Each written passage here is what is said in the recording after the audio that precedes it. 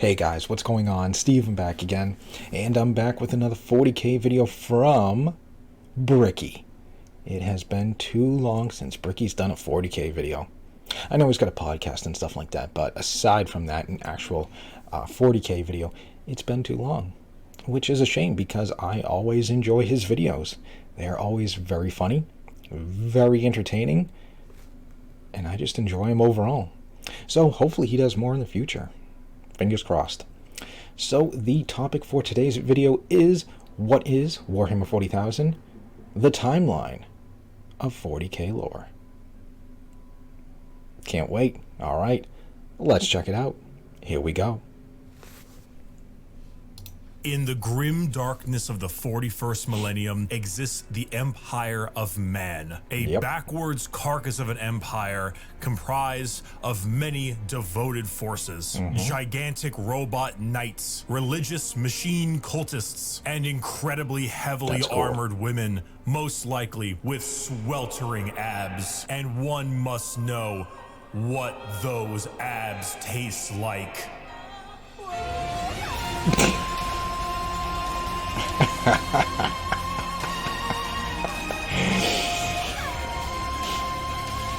Yes, what does the abs of Sisters of Battle taste like? My Gamer Supps flavor is here. Sweet six-pack has arrived. A delicious and refreshing cherry pineapple blend. So that's what they taste like. Cherry pineapple. So in case if you're wondering, yes, that's what the abs of Sisters of Battle taste like. Flavor is here. Cherry pineapple. Sweet six-pack, not only in regular energy mode, but also in caffeine-free. The cherry pineapple flavor is not the kind of flavor that just smacks you in the face. It is light, it is refreshing, and it's one of those things where you sip it and you go, not bad. And next thing you know, you are having your fourth refill the same day. And it is available now. Link in the description. Use code not gonna lie, cherry pineapple actually sounds pretty good. Off your entire order, not just for this, but for everything you buy. And I'm not dumb. If you buy any of these tubs, regular, caffeine-free of my sweet six-pack flavor, I kind of want to try it now. You will get a Muscle Girl 32-ounce shaker completely for free. There are only a couple thousand of those shakers, so get it while supplies lasts. I cannot believe we finally have this, but I told everyone, like, once you find out the flavor, you'll be like, yeah, that tracks. And damn straight does it track. Sweet six-pack available now. Code Bricky, link in the description.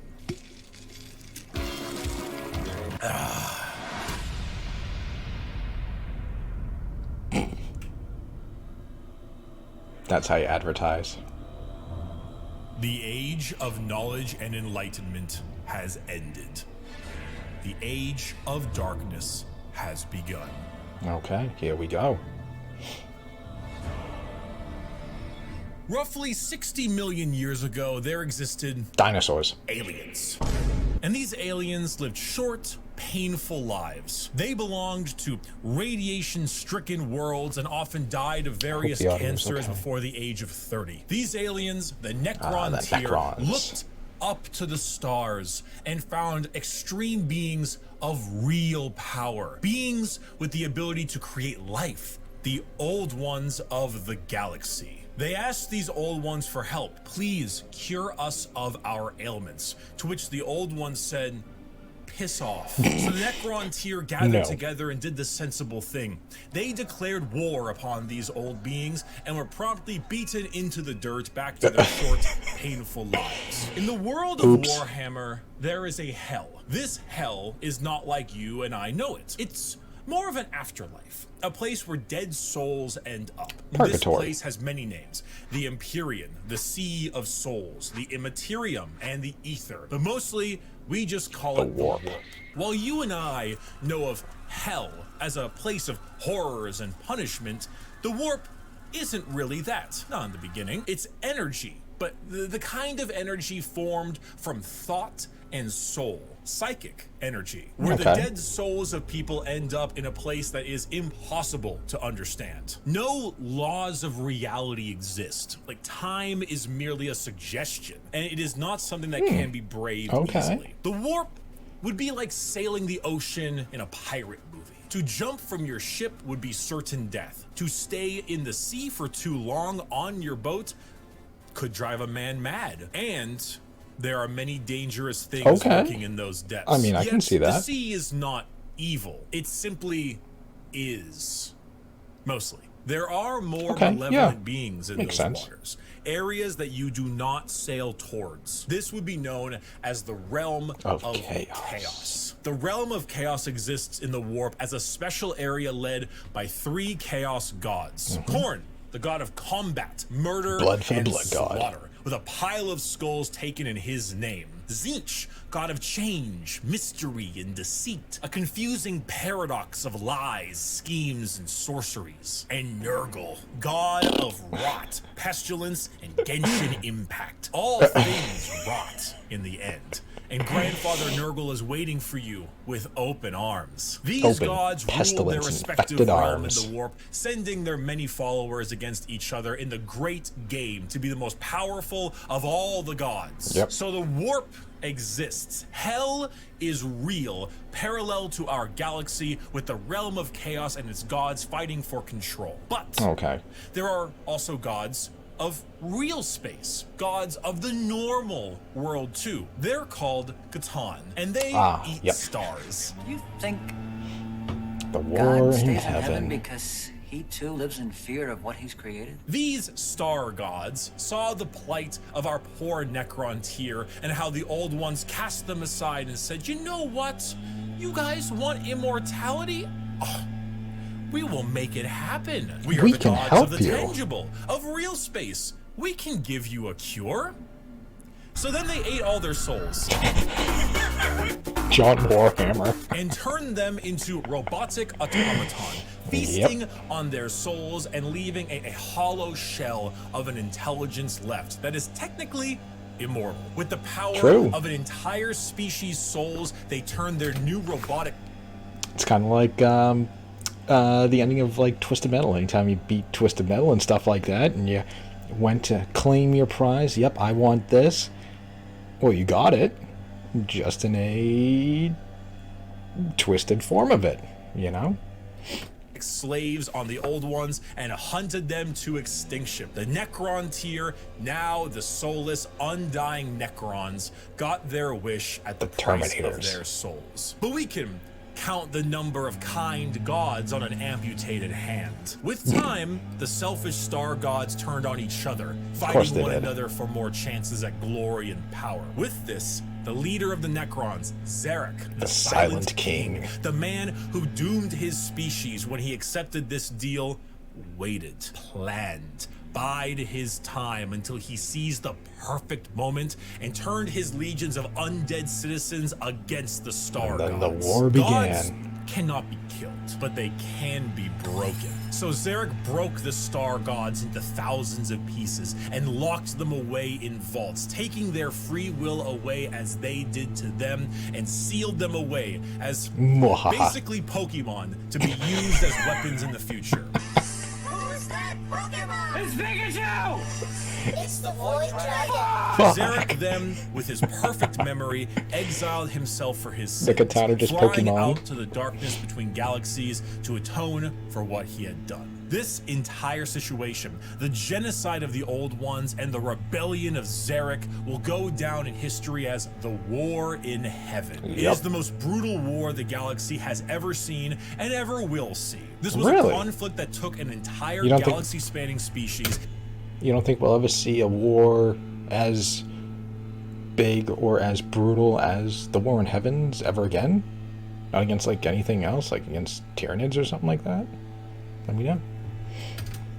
And pitted them against gods that ate stars. The Necrons, rather crippled from, you know, the war in heaven, decided to go to sleep in gigantic tomb worlds on various planets until the upstart species of the galaxy died out. And so turns out, when you have a war that lasts tens, hundreds of thousands of years and involves the genociding of multiple species, the old ones of the galaxy, and the consumption of souls from an entire race, the warp gets a little wacky. You know, if you had a kiddie pool and it was nice and calm, Khorne is over there splashing about, so you don't really go in that direction. Nurgle has explosive diarrhea, so you don't really go in that direction either. But you can still kind of get in the pool. The pool's still fine. Turns out when you add a couple trillion souls to that kiddie pool, it'll make the waves a little more turbulent. And turns out a lot of them like to pick a side, Nurgle, Tzeentch, or Khorne. So the once calmer warp, the once relaxing kiddie pool, has now been bloated. A million years of war will certainly make Khorne, god of murder and slaughter, more powerful. A million years of war will probably make Tzeentch, god of deception and change,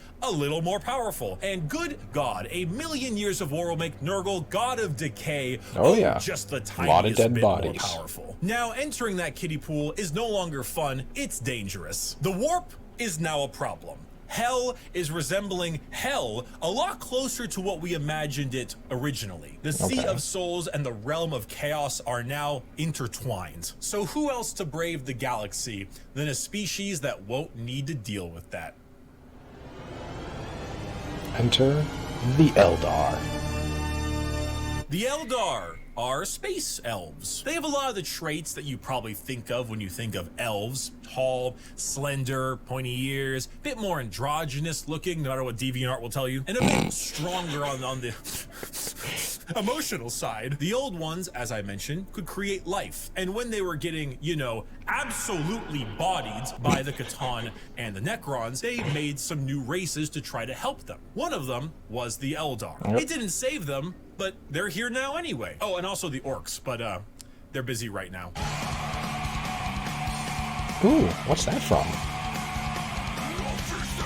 What is this? The Eldar are a particularly psychically powerful race. So they were really adept at being able to handle the new turbulent warp of chaos and good at killing Necrons, hence why they went to sleep. Being psychically gifted is basically like being a wizard, but you get your wizard powers from hell. The warp. This is called being a psyker. And basically, if you want to do cool wizard shit like lightning from your hands or reading someone's mind, you can do that, but you siphon the energy to do that from the warp. Luckily, the Eldar are very good at handling this without too many negative effects because, you know, summoning power from the Sea of Souls with the new Chaos friends can be a bit of an issue. Just a little bit. Are pretty good at it. And you see, what's really cool and also awful about Warhammer is that most developed species travel long, faster than light distances by going through that warp. They create a tear in reality to unreality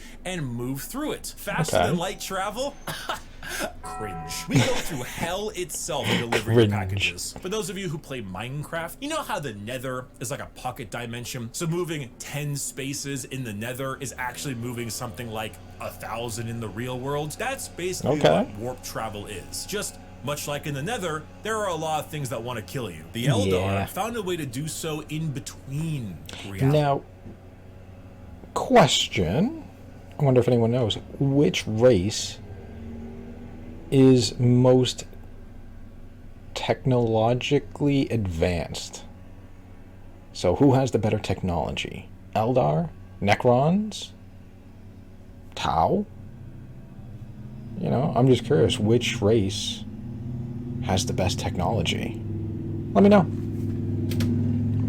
Not regular reality, not the warp, something else. A purgatory of sorts. The webway. A fabricated psychic realm that allowed them to travel without fearing the negative effects of the warp. The Eldar were the perfect fit for the new galaxy, and they took it with open arms and pointy ears. The empire of the Eldar spread everywhere, and it spread all the way until now, the 21st century. That's right, while you were watching NPC streams on TikTok, the space elves were ruling the galaxy, and they did so for quite a long period of time. We know how to be friends. The 21st century came and went. Humanity grew and grew all under the nose of their elf overlords. At this time, humans advanced, your classic sci-fi style way. We began to expand, colonize our solar system, terraformed our planets, created new and more powerful machines and starships. The Age of Tera, also known as Earth, but we call it Terra here, was here. and existed between the 21st century all the way until the 15th millennia. Not much Okay. is known about this time, not much needs to be known. Humanity grew up, saw the stars. Yeah, It's not much classic. really happened. Then came the years between 15,000 and 25,000. The And this age is where of things got technology, interesting. or to some, the dark age of technology. This is when humanity reached a new apex of technological understanding. When you Okay. think of sci-fi, there's a lot of things you can think of. Star Trek, maybe Star Wars style. You can go cyberpunk dystopian. The age of technology Kinda cool. was deep sci-fi, like a scientific prowess that fringed on magic. This is also when the first ever psychers began showing up in humanity. Individuals with the genetic mutation to be able to access the warp, Yep. and then because of that, travel through it. Humanity was no longer constricted to their early ways of travel. With warp travel, they could go anywhere in the galaxy. They equipped But- ships with gigantic AI machines, Very with dangerous. everything you would ever need to know about mankind, and sent them out on colony ships to expand their influence across the galaxy. And this was truly the golden age of humanity. And with every golden age, there is a fall. While the Of new course. human upstarts of the galaxy were reaching new levels of technology and prowess, the Eldar were engaging in Debauchery!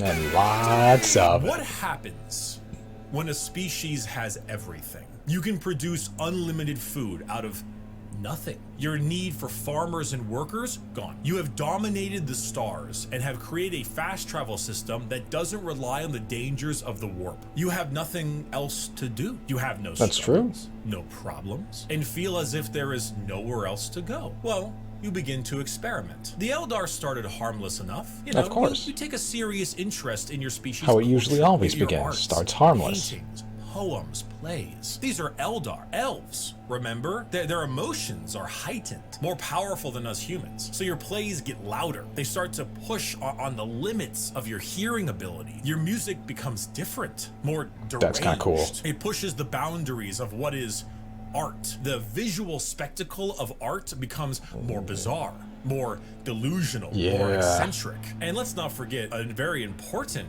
sense. Touch. Pornography is one thing. Brothels is another. What if they all mixed? What if your brothels were part of your art and music? And what if those became more deranged? Artistic The porn. boundaries of debauchery were not just met, but shattered. Next thing you know, murder is commonplace and often mixed with the art, music, and sex. Pain is a Kinda twisted. byproduct of entertainment. Whatever sensation you can have must be increased, must be enhanced, must be taken to the limits. The Eldar There needs to be Empire more and slipped more into and a more. nightmarish realm of debauchery and excess, with the worst of it taking place in a city in the Webway, Kamra. a black market for these kinds of heinous acts known as Kamra. Some Eldar saw the writing on the wall, saw what was happening to their species and how Smart far they ones. had slipped. So they boarded continent-sized starships called craft Peace out. worlds and left their element, seeking a more enlightened, calmer existence among Nope, their outta here. humans. Some, those in Kamra, pushed it to even greater heights, course they did. relishing the pain and torment they inflicted on those around them. All during this, the warp, the yin to the yang of the world, was fed by these emotions, by the Yes. psychic power of Feed the me Eldar, more. by the souls taken in these depraved acts on a galactic scale. And just like that, Eldar ended. Slanesh, the fourth chaos god, was birthed into existence and consumed the souls of 90% of the Eldar population. Those that fled were spared the worst of it, and those in the Lucky Webway them. of Kamra were able to stave off the pull of Slanesh so long as they continued to commit horrid acts of torture and violence. But for the majority of You know, I was kind of wondering,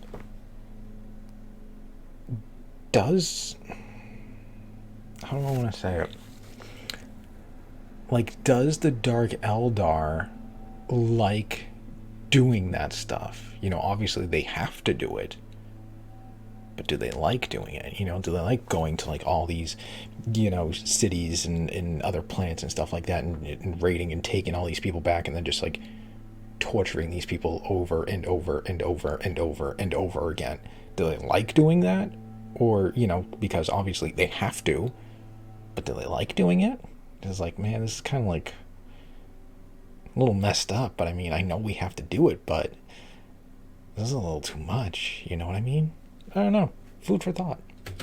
The Eldar, their empire died with Slaanesh's birth. The new Probably since it's 40k, they like doing it chaos too. God, she who thirsts, the god of unspeakable excess of pleasure, pain, hedonism, and perfection, had been born. With the fall of the Eldar Empire came the ruin of humanity. Slaanesh's birth sent storms in the warp across the galaxy, making travel between star systems impossible. Coupled with a huge classic AI rebellion, as a staple in these sci-fi settings, humanity began to suffer the Age of Strife. Now, planets that relied on intergalactic travel were completely cut off. Long-range messages normally sent through the warp were snuffed out. You're on If your you were own. a planet that was great at mining stuff but couldn't get food, well, you know that movie about the rugby players in the mountains? Oh, and because of these insane warp storms and fluctuations, psychers began to appear among the human population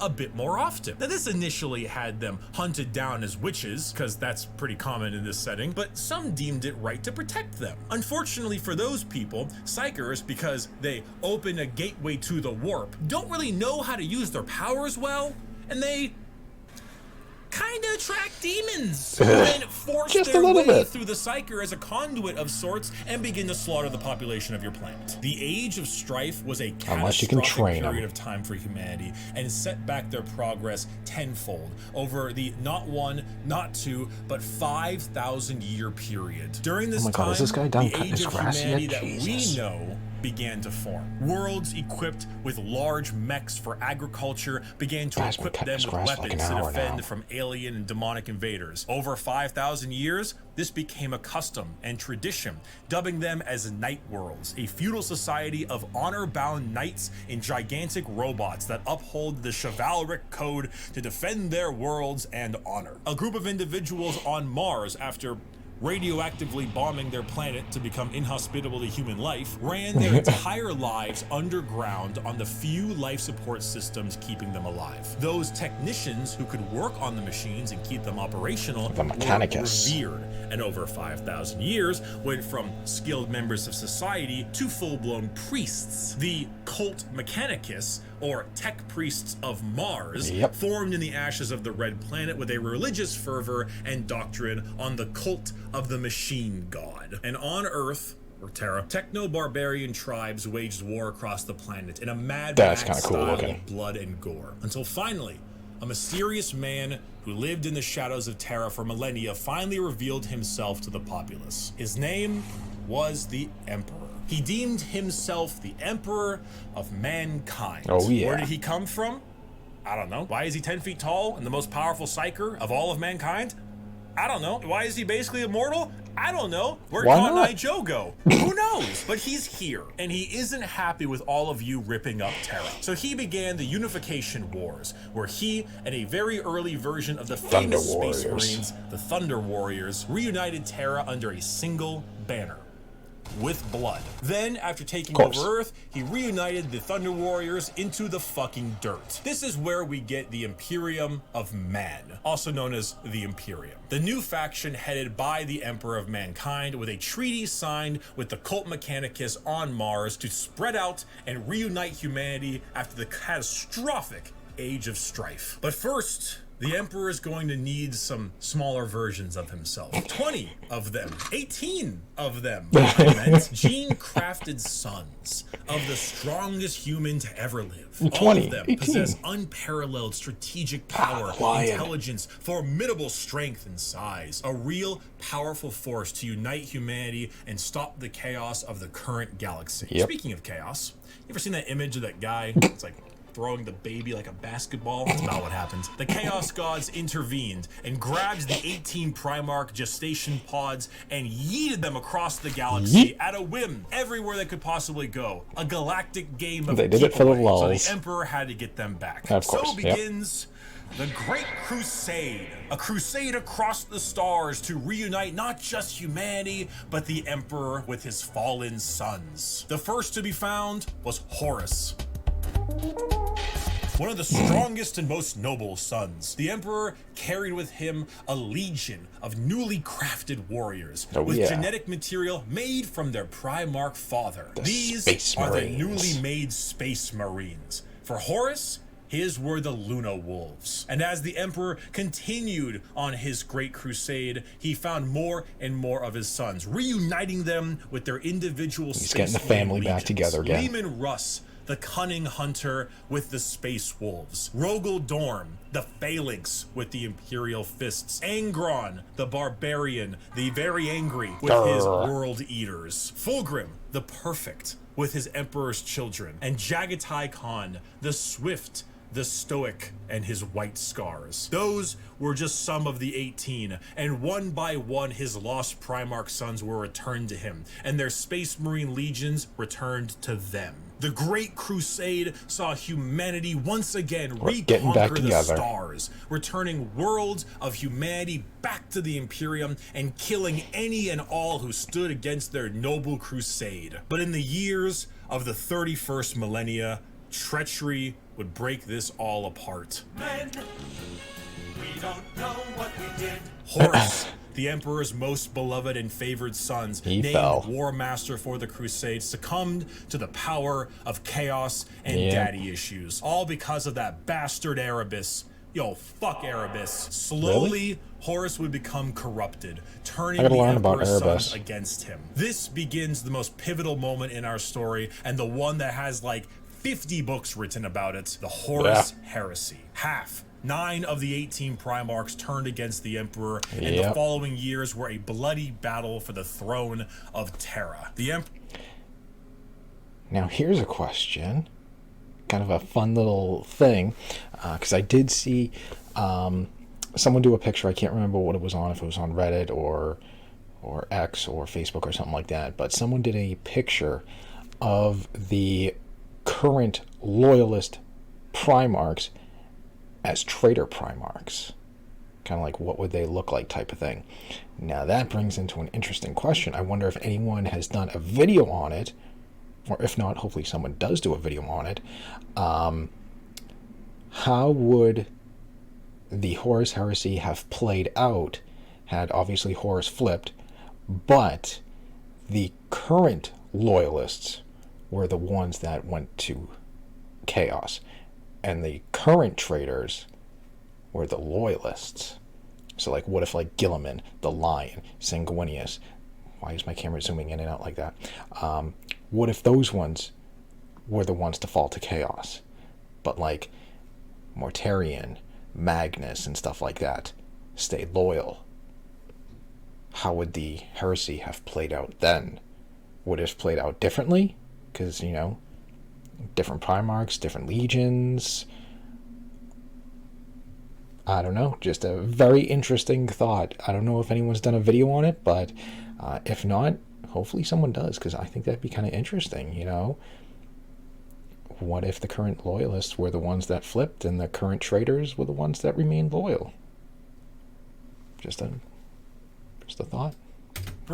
Originally was working on a special webway project, just like the Eldar, to make faster than light travel significantly easier and safer. Really improve humanity to allow them to conquer the stars without the risk of the warp. Well, this big red idiot named Magnus kind of blew a hole into that, literally and figuratively. So Big E over there is stuck on a gigantic golden throne, holding back the oncoming rush of demons and powering the Astronomicon. Basically a big North Star for people who are sailing in the warp to help them navigate. The Horus heresy saw many Loyalist and Traitor legions pitted against each other in a bloody war until it reached Tera itself. Horus, unable to break through the lines and with time running out, made a gambit and opened his ship up to be boarded. The Emperor took this challenge, quickly allowing someone else to take control of the throne as he teleported his way onto Horus's flagship, the Vengeful Spirit. Let's go. The Emperor, unable to truly kill his most beloved son, changed his mind right quick when Horus strangled the life out of his other son, Sanguinius. Oh, I'm sure you've seen this image at some point. Yeah. The Emperor then said, "I'm not gonna sugarcoat it," and proceeded to psychically blast Horus into complete oblivion, took off his killing belt. not only his body, Come here, but also Horus. his soul. Horribly wounded from this duel, the Emperor is returned to the Golden Throne in order to keep the demons at bay and power on his life the support. Astronomicon, because without it, humanity would be flying blind. There he sits, slowly dying from his wounds and the strain of powering the Golden Throne. The only thing keeping him alive is feeding upon the souls of 1,000 psychers every single day. This was 10,000 years ago. We are now in the 41st You know, it's millennium. kind of crazy. All the technology and stuff they have, I mean, they can power him to keep him alive, but they don't have, like, the technology to kind of, like, repair him, heal him, in a way. I mean, they can do all this traveling and, you know, all this other stuff, but, like, nothing to, like, heal him or slow down his decay and stuff like that. I don't know, just interesting. Modern day. Warhammer 40,000. Oh, yeah. The Emperor Space Marine remains 2. on his throne. The Imperium is a rotting carcass of an empire, a fascist, xenophobic cult that worships the Emperor as a deity despite him never wanting to be seen as a god. Over the span of 1 million worlds, the ecclesiarchy, the church of the Emperor, is spread throughout. Inquisitors with unparalleled power. God, if the Emperor ever came back, or lack of devotion to their god Emperor. The other half of the traitor legions move about as Chaos Space Marines, raiding and pillaging the Imperium, while the Loyalist half does their best to keep the Empire alive. All throughout this, they must endure Orc invasions, Eldar trickery, the reawakening of the Necron race, and the Great Devourer, the newest Tyranid threat from the darkness between galaxies that has arrived to feast on their worlds. The theme of Warhammer 40,000 is regression and intolerance. Every major faction in Warhammer has had an empire that spanned the galaxy only to be crushed back to a hollow shell of what they once were due to their own failings. Well, of course, you can't have one the arts, personal freedom, always succeed. religious tolerance, the simple possibility that alien life might not want to kill us is considered heretical and is often met with a pistol to the head. There is no time for these things. All there is time for is worship of the God Emperor and a million wars to be fought. To be a human in the 41st millennia is 99% of the time to live a horrible existence. To be one of trillions of other humans across a million worlds throughout the galaxy. A galaxy where AI is outlawed, so humans are repurposed and lobotomized to become slaves. A place where lack of devotion is met with death. And if you even have devotion, there's a good chance the threats to the galaxy, chaos, and aliens will kill you anyway. Warhammer is a world where you revel in being bad. There are protagonists, there are antagonists, but every faction is some shade of evil. Because playing the bad guys is always more fun. And my friend, you have a selection. So pick up that las gun soldier. You and the other 3 million men and women in this single deployment on this single world in this single battle will now show them the might of the God Emperor. That weapon in your hands has killed 99% of the alien populations in this galaxy. Unfortunately for you, soldier, you're fighting the final 1%. May the Emperor be with us. Glory to the first man to die, for in the grim darkness of the far future, there is only war.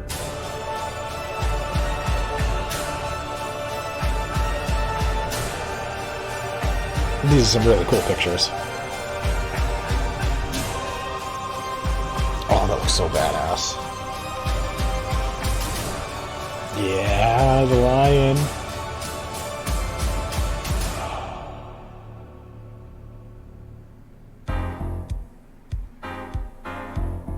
Thank you, everyone. I hope I have helped teach you about Warhammer. If you are a brand new person and you want to get a bit more about the world, there are multiple books that do a great job at showing off how the entire universe Lots operates. of books. For the Lots most of part, books. Warhammer is a setting, and often stories are told in that setting with a Warhammer coat of paint. Gaunt's Ghosts is Band of Brothers, but Warhammer. It's honestly one of my #1 recommendations for new people. That would be a cool TV show. Kingmaker is an assassin novel involving those night worlds. This is Mission Impossible, but Warhammer. Bloodlines is Blade Runner, but Warhammer. And the list goes on and on. If I had to recommend a brand new novel for a first-time Warhammer enjoyer, these are the 4 I would recommend. Come on, Amazon. You Horus get a lot Rising, to pick from. Caiaphas Cain, First and Only Gaunt's Ghost, and Infinite and the Divine. They are all fantastic novels, and they will get you acquainted with the world without needing to know too much. Thank you all so much for watching this video.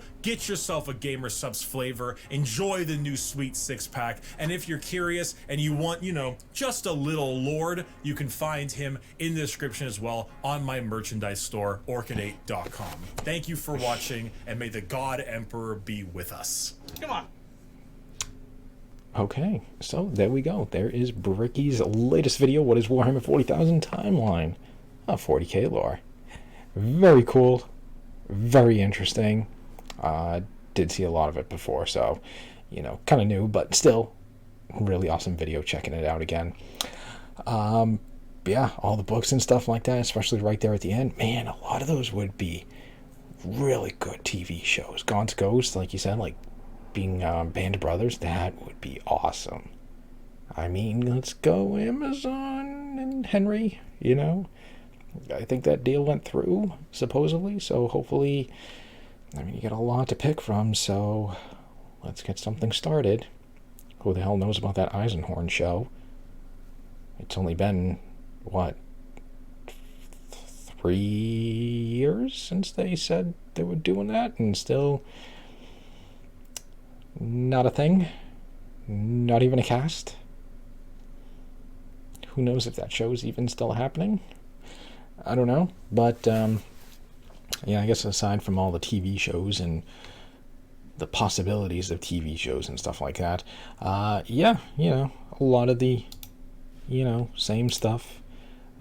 Most of the stuff already knew, you know, the War in Heavens and stuff like that, Dark Age of Technology, the birth of Slaanesh and stuff like that, you know, the Horus heresy and things like that, but it was still very cool to see it all over again. Yeah, so like I said earlier in the video, which, of course, now the guy stops cutting his grass, of course. I don't know if you could hear it, but which race is the most advanced technology-wise? Is it the Necrons? Is it Eldar? Or maybe even Tau? I mean, because Necrons have been around for, what, the longest. So you'd figure since they're around the longest, they've had more time to advance. But then you got Eldar, who had everything they already needed. They didn't need to, you know, we got our own travel system, you know, we don't need to, you know, we can produce our own food and all this stuff here, which sounds pretty advanced. Tau, not really sure. Yeah, I'm not really sure, but let me know which race is the most advanced technology-wise. I still think it's Necrons. I mean, I guess it doesn't really matter if the Necrons go through the warp, does it? Because they're not... They got no souls, they got no... nothing, it's just a metal Terminator body. Yeah, so let me know with that one. Then what else? You know, a question about, you know, Dark Eldar. I mean, chances are they probably do since it is 40k, but, like, you know, like I said, do the Dark Eldar actually like doing what they're doing? You know, I don't know if it was just, yeah, we were doing all this stuff, you know, for the art, but now that we have to do it, you know, to keep Slaanesh away, you know, do they like doing it? You know what I mean? Do they like going out and raiding and taking all these people and then having to torture them for all these years? You know, yes, they have to do it. but do they like doing it? You know, or is it just like, I like doing it to like certain extent, you know what I mean? Like, I'm sure when they, I mean, I know we didn't really go into a whole lot of it. I'm sure it'd be a different story, but like, I think they probably just like doing it anyways. Yeah, so I guess scratch that question. But then, of course, jumping over to the Horus heresy, like I said, how would the Horus heresy have played out if the roles were reversed? You know, what if all the current loyalists were the traitors and all the current traitors were the loyalists? How would that whole Horus heresy still played out? Would things have gone differently? Because now you get different, you know, legions and chapters and stuff like that, you know, fighting against other ones, you know. Gilliman, the Lion, Sanguinius, Jagatai Khan, all traitors, Magnus, Motarian, Angron, all loyalists. How would that have played out? Would it have played out the same, or would it have been a little bit different? You know? I don't know. Like I said, I wonder if anyone's done a video talking about the possibilities of what if. What if that happened? If not, hopefully someone does do it, because I think that'd be kind of interesting. You know, because what, Horus sent like the Dark Angels to like the farthest reaches of the galaxy, having like the Night Lords kind of like, hey, come and get us, and Dark Angels going after them just to keep them as far away as possible. You know, because apparently there was such a threat because they had really powerful weaponry and stuff like that. So what if Horus and the Lion were on the same side? You know? What if Horus never killed Sanguinius and they were on the same side? You know? I don't know. Let me know what you guys think about that and how would it have played out. Let me know. So anyways, other than that, yeah, I hope you guys enjoyed the video. If you did, hit that thumbs up button. That'd be awesome. Remember, feel free to subscribe to my channel. Follow me on social media. Links in the description box below. Come join me over on Discord. There should be a link in the description box as well. We can talk more 40K and stuff like that. You can suggest videos for me to watch. You can tell me more, you know, answer, you know, these questions that I made about, you know, the Primarch swapping sides and stuff like that. You know, if you don't want to type it in the comments section and stuff like that, you know, we can just talk more 40K and stuff, you know. But other than that, yeah, just hit the thumbs up button. That'd be awesome. Feel free to subscribe to my channel. And other than that, yeah, just stick around. More videos on the way. And I will see you guys next time.